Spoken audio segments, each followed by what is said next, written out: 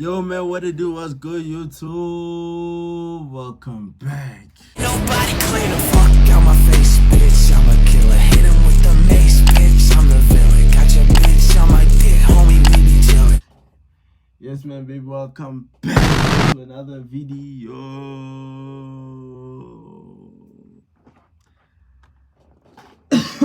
Shit, still a bit sick, but I'm better. I'm feeling better. Guys, today we're reacting to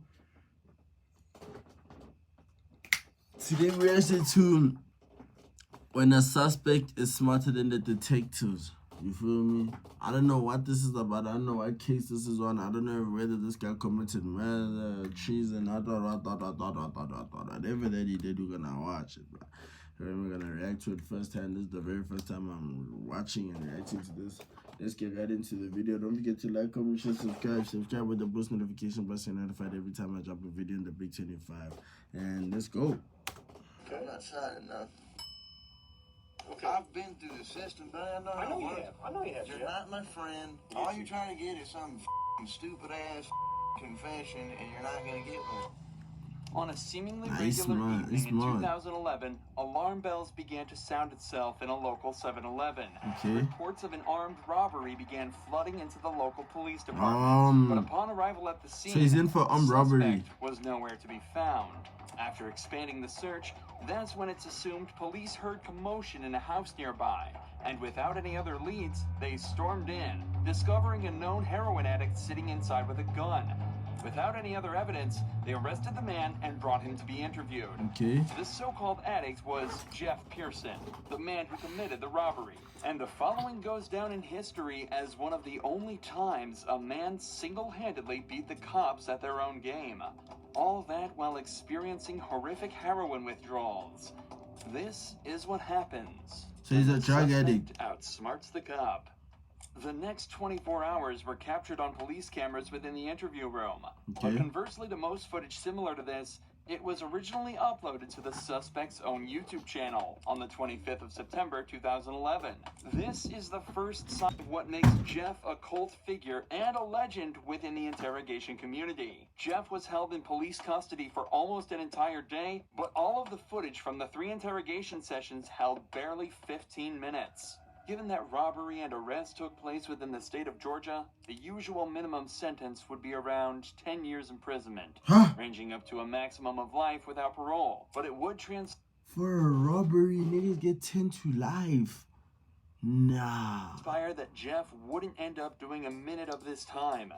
And instead of serving multiple decades behind bars, he spent a day being served drinks and candy while delivering a masterclass in what to do while in police custody. The following footage shows us in stunning detail what methods the cops will try on you and how to dodge them like an absolute pro. Okay. The footage starts with Jeff handcuffed in a small windowless room dressed in prison scrubs. It's clear he's already been processed and spent some time in a cell, likely while the cops spent some time gathering the evidence and prepared to question him. Okay. Am I under arrest? For now. I'm under arrest. Yeah, I'll explain everything, but before I explain myself to you, if we talk to each other, I need to read your rights, okay? What am I under arrest for? Well, like I said, I need to read your rights first. Obviously, the charge is robbery, okay? Jeff immediately opens by asking if he's under arrest and on what grounds. From the first moment, it's evident that Jeff has done his research, as this is exactly what you should be doing in this situation. From here, there are 2 options. If you're not being arrested or detained, you can state that you're also not obligated to stay and answer questions. And you should be completely free to leave the interrogation. If you are being arrested, you can then immediately ask for a lawyer and stay silent until you're provided with one. These options give you the best chance of stopping the police in their tracks and allow you to create the best defense possible. What's amusing is that when you're being arrested in America, the officer is actually legally obligated to remind you of this. Take a listen to the Miranda warning that this detective reads out to Jeff. You have the right to remain silent. Anything you say can and will be used against you in the court of law. You have the right to talk to the lawyer for advice before we question you. If you cannot afford to hire a lawyer and you want one, a lawyer will be provided for you. If you decide to answer questions now without a lawyer present, you'll still have the right to stop answering questions at any time. Does that make sense? You've probably heard these before, haven't you? These 3 points are incredibly important. and are often overlooked by the average citizen due to the past lines in media such as rights, and fail to take a safe and protected while And see when this nigga outsmarts the cops. to answer any questions they may ask. Remark about. Do you understand your rights? Do you understand your rights, Jeff? Yes or no? You understand? We're getting paid more than you are, so we can sit here for a long time, man. I just need you to answer me yes or no. Do you understand your rights? Let's get through that question. Do you understand what I read you? Do you comprehend what I read you? Jeff has been explicitly told he has the right to remain silent. So that's exactly what he's deciding to do. Right here, the leading detective leans back in his chair.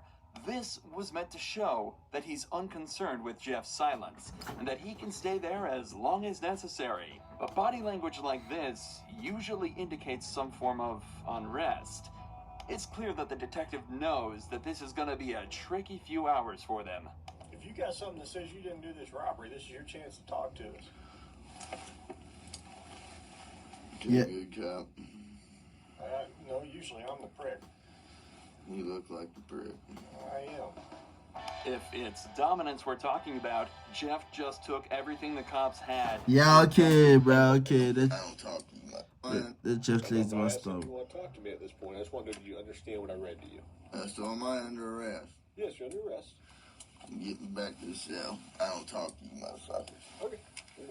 In this first round of interrogation, Jeff exhibited exactly the correct behavior given his current circumstances. He knows the cops have nothing on him. They wouldn't be there talking to him in the first place if they did. So he stays silent. And so it's off back to his cell he goes. But 2 hours later, he's brought back to the same room for round 2. So there's 4 rounds. This nigga went KO for KO for KO just to win. Now he's the toughest. You need me to. I need methadone. You need methadone? Yeah, you have methadone. I don't have any. Do you have medication for it, or a prescription for it? What do you need methadone for? Because I'm a fucking junkie, and you guys, I can't get no methadone. I'm going to go through withdrawal here in a minute. A can of soda is all Jeff requested before he returned to the interrogation room. But he immediately mentions the withdrawals that he's likely already starting to feel. He said that he's gonna However, get withdrawals. methadone, the drug Jeff asked for at the start of this conversation, can be used to significantly reduce the effects of the withdrawal. It can even reduce the cravings he's also probably been experiencing for the entire time he's been in police custody. How long you been using heroin? Long time, buddy. 10 years? 15 years? I hardly been alive that long. What are you trying to talk to me about here? Talk to you about what happened last night. Look, here's the deal. Either you're in a bad set of circumstances, or you went and committed an armed robbery last night. Yeah, right? I'm in a shitty, wrong place at the wrong time, obviously. I didn't commit no fucking armed robbery. All right, then let's talk about this. Let's I not don't have keep nothing. up I the don't act. talk to the police, man.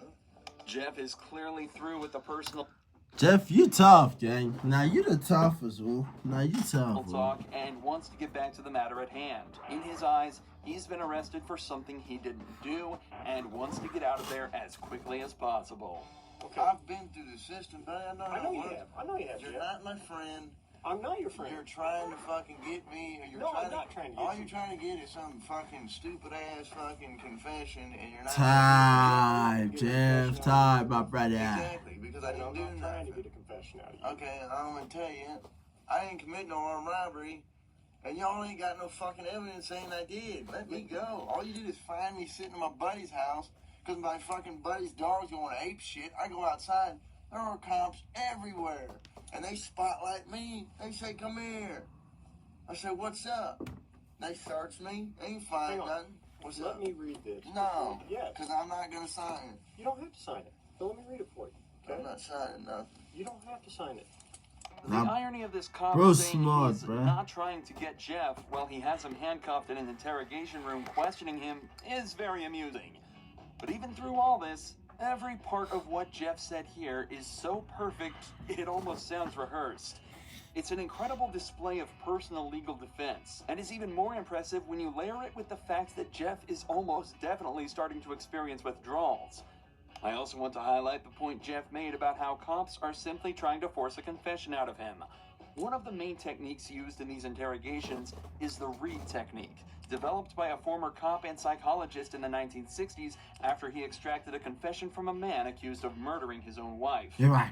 The technique consists of 9 steps, So, beginning with a polite discussion about why the suspect is being accused of the crime, followed by using certain body language and actions within the interrogation as a display of guilt. Okay. The method ends with offering the suspect 2 alternative statements they can agree with, one of which is slightly more acceptable than the other. Okay. But whichever is chosen admits guilt and is counted as a confession.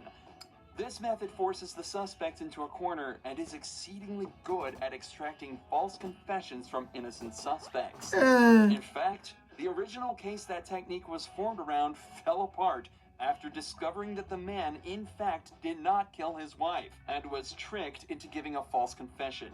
Bruh, that is crazy. These cops are out to get y'all, bruh. Absolutely next level gaslighting. Tell me what happened last night. Plain and simple. Your side of the story. I'm not talking to you. I'm warning you. All right. This is what I don't understand. I know, but this is what I don't understand, Jeff. You were sitting there talking just like you were ready to sit here and tell me what happened last night, and then all of a sudden I read that to you and you screw it, I ain't talking to you. I'm a lawyer. I don't understand that. What changed just in the... Because I told you what, I already told you what happened. You didn't. I didn't. You didn't tell me what happened last night. How didn't I just tell you what? But now you've handcuffed me, and I can't talk to you because you asked for an attorney. So, okay, that's fine. But I will tell you right now, you're still on a hold for a robbery. I know. I don't know why. I need a fucking lawyer because obviously I didn't do nothing. And obviously you guys know I didn't do nothing because I've been arrested for the same bullshit before, and you guys don't interview me this much. So, wham bam, thank you for the coat. Put me back in the cell. That's my home. You yet. Jeff has now asked Man, this for a nigga lawyer Jeff is and is smart, once again bruh. refusing to answer questions. But we're up. For a drug addict, he's very smart. Now, I'm not saying drug addicts are dumb. That's not what I'm saying. But for a drug addict, he's pretty smart. Because everybody would not, you feel me? I Only forgot the halfway word. through this footage, and Jeff's ability to defend himself and completely destroy this cop only gets better from here. Here's what the deal is. I have enough evidence Like what? of the armed robbery, okay? But, you know, if you're saying you didn't do it, you need to give me your side of the story. I didn't do it. Okay, well, give me your side of the story. You I got, already did. Because I got a lot of evidence. I got a lot. I of already personal evidence. did. Well, like what? Name Well, I don't need to. Why should I tell you that? This is where the detective starts to become desperate. He knows he's running out of time, and so has completely abandoned any elaborate techniques or methods to try and get information out of him. He's now instead moved on to essentially just threatening him with false claims of evidence that he can easily use to convict Jeff. If all of this was true, he'd likely be trying to use it to intimidate Jeff into panicking and giving up more information. But instead, he uses a flimsy rhetoric, claiming that because Jeff hasn't helped him, he won't help Jeff. There's only a couple pieces of evidence I'm missing. Name them. What's that? Name. Well, why do I need to do that? You haven't helped me out at all. You give me a little bit, I give you a little bit. We go back and forth. I give you one of my pieces of evidence, now give me a little something. All right? Yeah, this police officer is desperate as a motherfucker, nigga. No, anything I say here can and will be used against me. Sure, but anything you say here, I can also tell your parole officer, and you help me out. That doesn't mean dick. Now the detective is desperately trying to bargain with Jeff. If he helps the cops out, they'll put in a good word with his parole officer. But Jeff immediately realizes that means absolutely nothing. What does a gold star mean if you're stuck in prison for 20 years? This further It doesn't enforces mean the idea dick. that cops have absolutely nothing It doesn't to mean convict Jeff with, dick. and also shows that they know they're running out of time. Jeff has asked for a lawyer, yet they're still sitting there questioning him, as if that's not a blatant violation of the rights that they have read to Jeff on 3 separate occasions. They know that if they don't get anything out of him soon, their time will run out, and Jeff is watching the clock closely. For the next 4 minutes of the interrogation, Jeff continues to deny and combat anything the police say to him. They bring up the gun that he was found with, continue to try and strike a deal, and even try to scare him by taunting him with what being back in prison would be like, and without any of the drugs he's grown a dependency to. But throughout all of this, nigga, Jeff ain't worried. Jeff just trying to go back on the street, take his heroin, and move on with his life. Stays totally stone-faced. He knows he's almost won. I'm done, man. Fuck this. I'm not even answering. All this shit that I just said is gonna be fucking written in the discovery now, right? What? You haven't said nothing.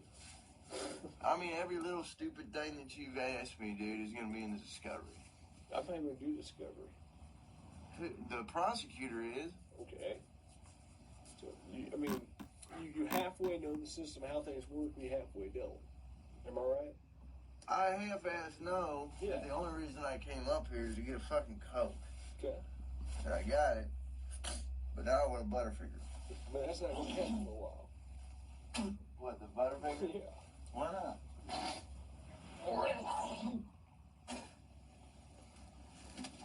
Are those the withdrawals? I'm coughing up blood. The hospital. The Butterfinger? Yeah. Why not?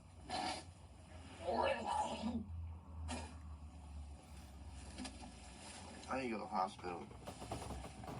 I'm coughing up blood.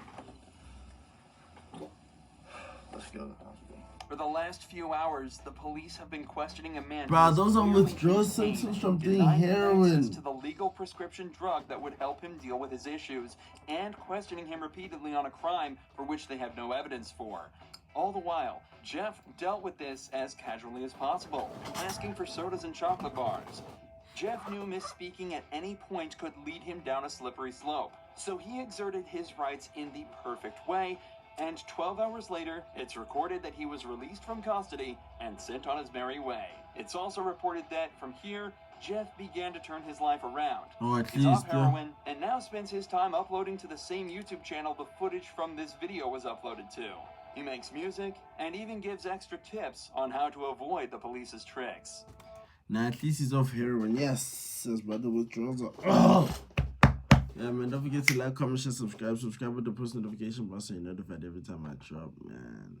Right, sometimes you're smarter than the police, but not all the time. Not if you're doing stupid shit like being in the streets, but if you're innocent and you really and truly are. Watch Jeff's shit. Gang, that's forever, and it's tatted on my arm. No shit tatted on me, tatted on me.